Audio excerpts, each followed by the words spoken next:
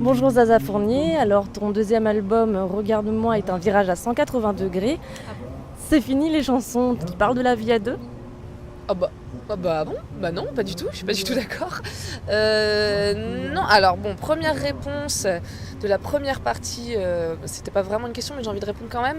Moi il me semble que en tout cas ma volonté c'était pas de faire un virage à 180 degrés, comme tu dis.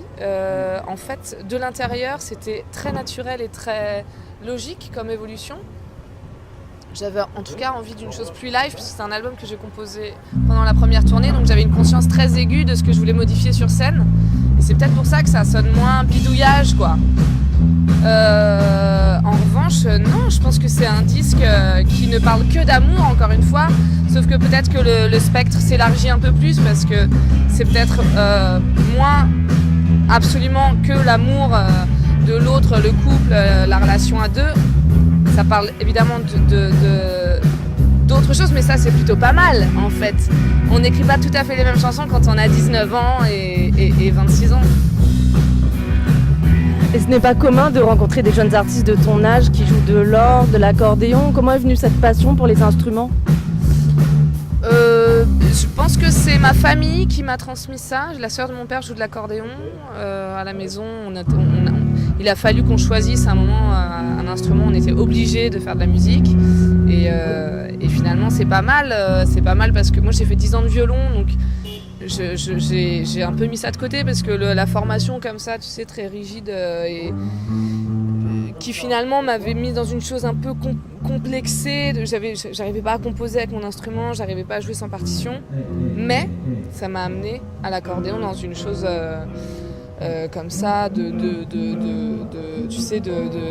d'affront à mes parents en disant mais non, moi je veux apprendre seule à jouer de mon instrument, et c'était surtout pour accompagner mes chansons. Voilà. Donc je pense que c'est une chose qui s'est fait parallèlement au désir de chanter. Et jusque-là, tu montais seule sur scène avec ton iPod. Aujourd'hui, tu t'entoures de musiciens. Comment se passe la collaboration? La collaboration, quel mot sérieux. C'est très drôle pour moi. Ça a été. Là, on est sur la fin de la tournée, donc quand je regarde en arrière, j'ai la sensation d'être partie en colo à chaque fois avec eux, quoi. Il y a une chose comme ça très très enthousiaste quand on partage des choses heureuses avec d'autres. C'est encore plus heureux. Voilà, c'est un peu ce qui m'a manqué dans cette première tournée très solitaire. Et en même temps, c'était très fort parce que c'était tout pour moi, quoi. Mais là, c'est d'autres plaisirs. C'est aussi celui de pouvoir penser à des choses ensemble, penser à Regarde-moi. C'est une chanson que j'avais composée sur la fin de la première tournée, où mon guitariste m'avait rejoint sur la fin parce que je commençais à devenir folle toute seule. Et tout à coup, voilà, on s'est mis à gratouiller ensemble, lui sa guitare, moi mon accordéon, et ça donne des choses différentes, quoi, ça circule. Et je le disais, ton dernier album s'appelle Regarde-moi. Et toi, quand tu te regardes, Zaza Fournier, qu'est-ce que tu vois? Oh là là, elle est tordue ta question, je sais pas. J'essaie de pas trop me regarder, sinon je suis foutue. Et tu l'as vécu comment, cette première soirée de festival? Un peu déconnecté, on descend de l'avion, tout à coup on a chaud, il fait beau, on a envie d'être nu sur la plage. Donc on a résisté à l'envie de ne faire que ça.